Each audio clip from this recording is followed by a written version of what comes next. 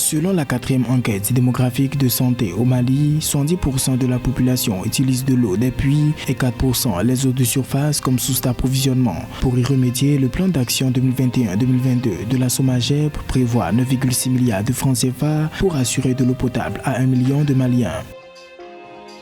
L'emploi salarié du secteur moderne a connu une hausse de 5% en version mensuelle à la fin du mois de décembre, selon la direction de la prévision et des études économiques au Sénégal. Ceci est lié à la hausse des effectifs salariés, tant dans le secteur secondaire que dans le secteur tertiaire. La compagnie algérienne des hydrocarbures Sonatrach a réalisé un chiffre d'affaires à l'export de plus de 35 milliards de dollars en 2021 en matière de production qui a atteint 185 millions de tonnes d'équivalent pétrole en 2021. L'augmentation provient de l'effort de maintien des gisements en exploitation.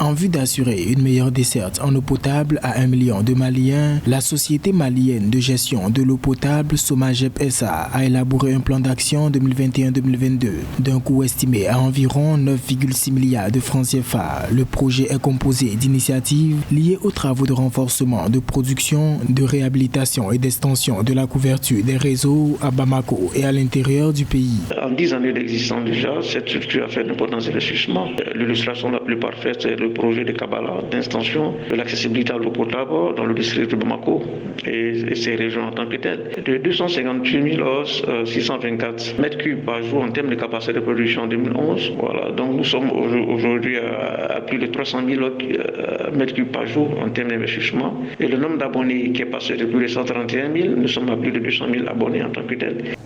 Les travaux couvrent la réalisation des forages, des châteaux, des bornes fontaines, la réhabilitation et l'extension des réseaux de distribution. Le véritable problème au Mali, ce sont des besoins socioculturels. Parce que l'eau, dans l'imagerie populaire, l'eau ne se vend pas. L'eau est un bien naturel qui est renouvelable, qui est un don de Dieu.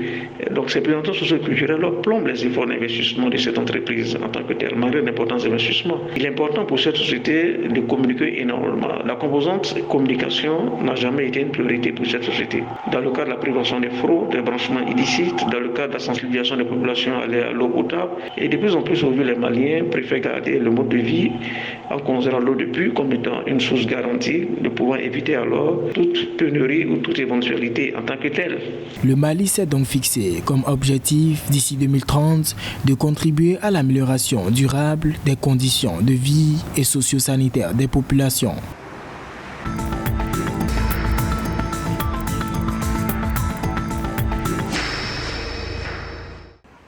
À fin décembre 2021, l'emploi salarié du secteur moderne s'est accru de 5% au Sénégal, selon la dernière publication de la direction de la prévision et des études économiques intitulée Point mensuel de conjoncture janvier 2022. Les postes pourvus ont augmenté dans les industries de 9,1%, les BTP de 1,5%, les services 1,1% et le commerce 0,4%. Sur un an, le secteur moderne a enregistré un repli de 0,3% de ses emplois en liaison avec le secondaire, notamment les industries.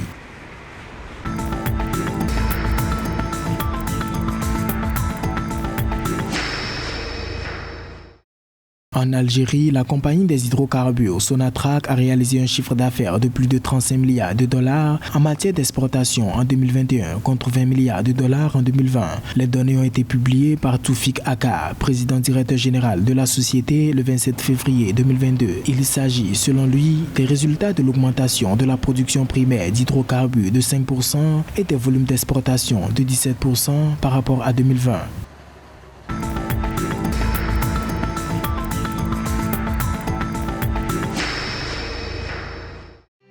Selon The Conversation, l'Afrique a importé pour 6,9 milliards de dollars de produits agricoles de Russie et d'Ukraine en 2020, dont 90% étaient du blé et 6% de l'huile de tournesol. Les principaux pays importateurs étaient l'Égypte, qui représentait près de la moitié des importations, suivi du Soudan, du Nigeria, de la Tanzanie, de l'Algérie, du Kenya et de l'Afrique du Sud. En revanche, les importations agricoles de la Russie et de l'Ukraine en Afrique sont marginales, en moyenne seulement 1,6 milliard de dollars.